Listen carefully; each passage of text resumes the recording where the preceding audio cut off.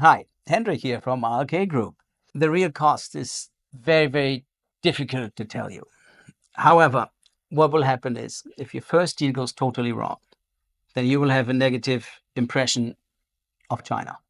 You will have a negative impression of importation. You will have a negative impression of Asia, maybe. So the situation is if the first deal goes totally wrong, it has the potential to give your business a blow that you can actually hardly overcome.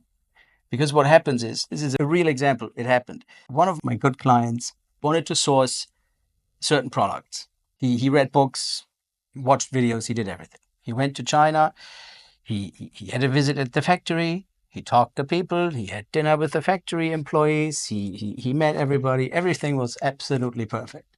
So he flew back to Europe, talked to his boss, everything was fine, and then they ordered. And then there will be some details that he did not really tell me, that I cannot really tell you right now, but the situation is the shipment arrived, they opened the container, and let's just say the content of the container was not exactly as it should have been.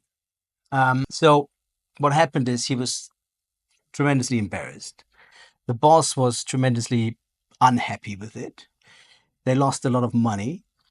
They had 3 containers of goods that they needed to dispose of.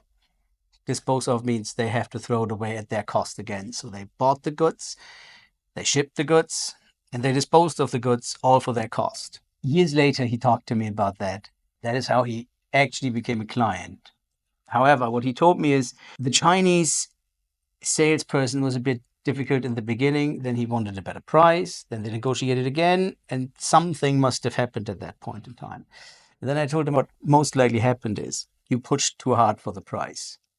So the sales guy, from his cultural point of view, he wanted to help you. He wanted the business.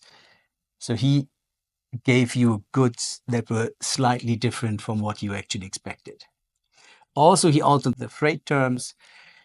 Originally, it was CIF, and now he changed it to FOB, which pretty much means now, originally, the client should have paid for only the delivery from the European harbor to his warehouse.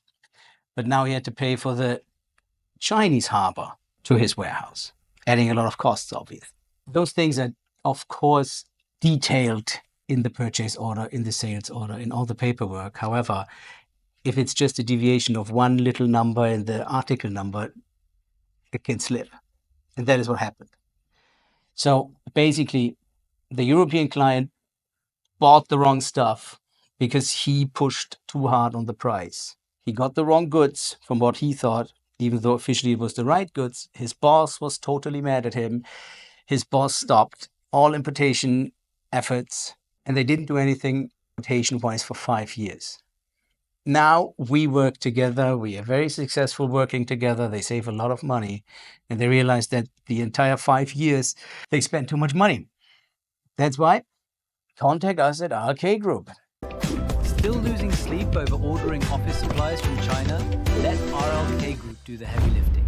If you want more insider sourcing secrets and industry tips, smash that subscribe button, follow us, and ring the little bell. Catch you next time.